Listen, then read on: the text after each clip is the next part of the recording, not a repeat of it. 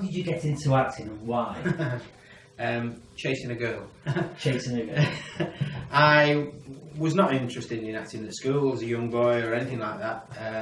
I worked in a bank, and a girl worked with me called Wendy, and we worked in the same branch, and then she got transferred away and went to work somewhere else, and I lost touch with her. And then about 3 years later, she just rang me up out of the blue and said, I'm in a show and I'm trying to sell tickets to anybody I've ever known, because that's how you are in the amateur stage, you're always trying to sell tickets. Will you come and see me in a play? And I thought, I quite like Wendy, I'll go and see her in a play, that might make a connection. So I went to see her in a show called Free as Air at the Reynolds Theatre in Manchester. And I thought, I could do that, I'll have a go. And then join in, and might see Wendy again. Yeah. So I joined in. I got to play Luther Billis in South Pacific, my first ever role on the stage, which was great. But Wendy moved away. Oh. But I found a new love, acting. Oh, wow. So I found a new outlet, which was being on the stage. Oh, excellent. So, when you started your acting adventure, how come you chose the Northern Players? Well, they chose me. Someone had seen me, I think, in South Pacific, and sort of thought I was the right age, size, shape to be in a play called Spring and Port Wine, which they were casting. Cecilia Bowers was the casting director at the time, a very doyen and a very well respected lady who always used to say, I've got a marvellous part for you. Yeah. She would never tell you what the part was. Yeah, and that's usual case. Yeah, so they contacted me and said, did I fancy coming along to be involved in Northern? So I went along to Boat Lane. And my first part was Harold in Spring and Port Wine. Oh, right. That was in 1986. 1986. And you've done 67 performances since then. Well, I've been involved in 67 different plays, either acting or directing. Oh, right. So, yeah, doing both. Here at Northern, plus I've acted in a few other places. Yeah. Well, how come you chose the Northern Players? Well, I think just because everybody's friendly. It's a really great atmosphere, and I feel they do really fantastic performances. They really bring the best out of actors, and they bring the best out of they put on a good show for the audience as well. Did you feel nervous when you first show at Northern? Like you've acted, you did a musical, and that was your first acting there. How did you feel when you knew? Because a lot of audience members say, "Oh, you look so natural and everything else," but really, as an actor, how did you feel that you were going to act first in a performance? I think in front of a live, an audience. How did you feel? I think having performed at the Reynolds Theatre with South Pacific, that kind of broke the ice for me a little bit. But I have to say, Northern was a lot more scary in that you're so close to the audience. And where was this? In Boat Lane, the original Boat Lane Theatre, where the front row is basically within touching distance. And, people kept telling me, "Oh, you'll hear the audience talking while you're acting."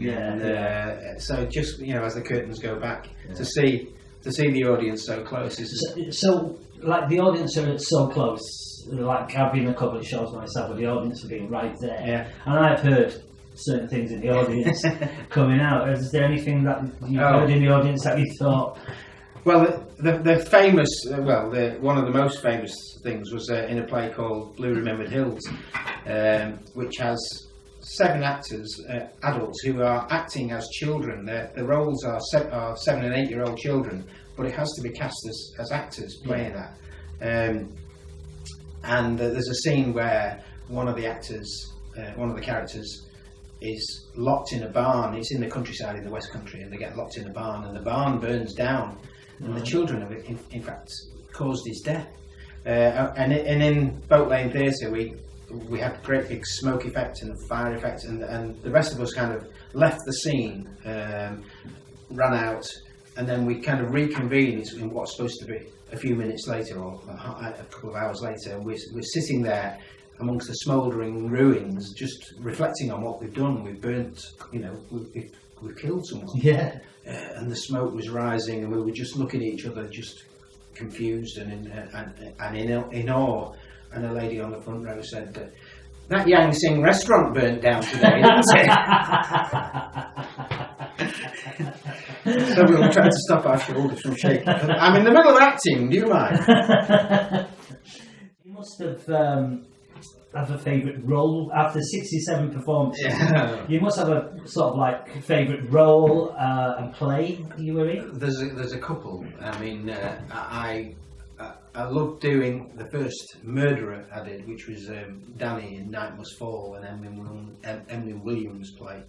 Danny is a bit of a psychopath, and he carries the head of his last victim round in a hat box. It's a Victorian type bag, and he carries this hat box round very mysteriously. And so that was kind of, being a psychopath was quite a challenge, and apparently I was a bit psychopathic at home that week. So saying that, do you take some of your characters on with you? Oh yeah, I think you must do. I think especially when it's something that's the character is really driven by forces that he's powerless to control. So things like that, and indeed, we were just about to do A View from the Bridge, and Eddie Carboni is another character who's driven by forces that he can't control, and hopefully we'll be able to get to do that on this set. This is the set. This is the set of A View from the Bridge. Well. Yeah. So yeah, I think you do take that sort of thing home. Another one is Norman from the Norman Conquests, an Alan Ayckbourn trilogy of plays, and we did Round and Round the Garden. And Norman's a bit of a strange character in that he doesn't really care about things, really. Doesn't really care about life, and he just carries on with doing whatever he wants to do. And if he leaves a trail of destruction in his wake, it doesn't really matter to him.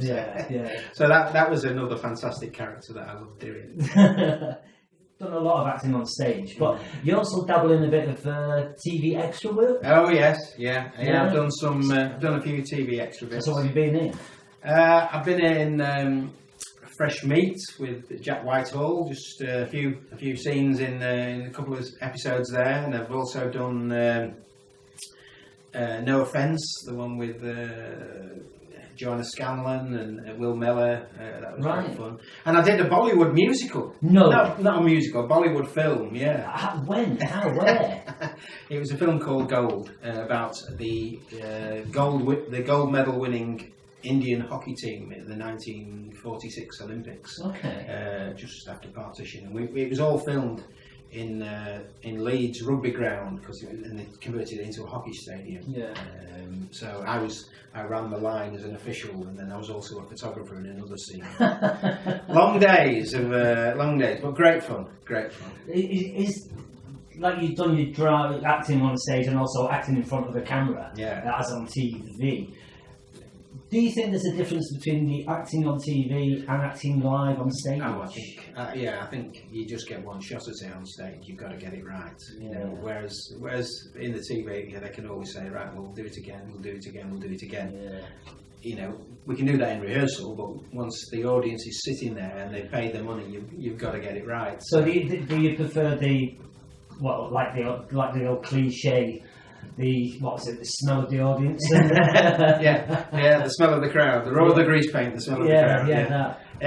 I do. I love the reaction, the audience reaction you get from live theatre. Do you think that spurs you on as an actor when you're on stage? I think it does. I think if you can make an audience be absolutely silent by your acting, or you can make them roar with laughter by your acting, that's a real skill to have honed, and I've loved doing both those things. Do you think you take what you've learned on stage and what you've learned for your acting career, which is 67 performances?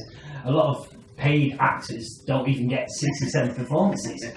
But within there, did you sort of learn new skills, and have you brought them out into the real world? Well, I think I think confidence is a massive thing. You know, you learn so much as an actor in terms of portraying a character on stage, and I think you can use that in life. You know, if it's a job interview, or if you to some extent you've got to be a character. Yeah, you've got to look to impress people. So I think that so many skills come from being on stage, but equally I've learned a little bit about lighting and a little bit about sound editing and being involved in the the whole production of a play, building the set. You know, I can now do carpentry. So it's not just acting skills; you can learn all sorts of skills in the acting profession. Now you said your first show was in a musical, really. So. You know, there's different styles of theatre. There's drama, obviously. There's comedy, there's musicals, there's thrillers, all sorts of styles. If you had to choose one of those, I know it sounds difficult to choose one of those because as an actor you basically have to perform in so many styles of theatre. But what do you prefer? What style would you prefer? I think I like to do comic acting, I think comic timing is a real good thing. I mean, being in a musical was great, but it's a 6-month commitment to all the rehearsals and getting the dances right as well as getting the acting and the singing right. But being getting a real comic character correct and having the audience really rocking in the aisles. I mean, we did Dad's Army, and that was a great play. I really it was. I really enjoyed being in it. Yes. Now, like I said, you don't act all the time. No, that's true. You do have. You just mentioned a couple of things that you do. I don't know how you get the time to do these things, but you seem to do these things. You also do a bit of directing as well.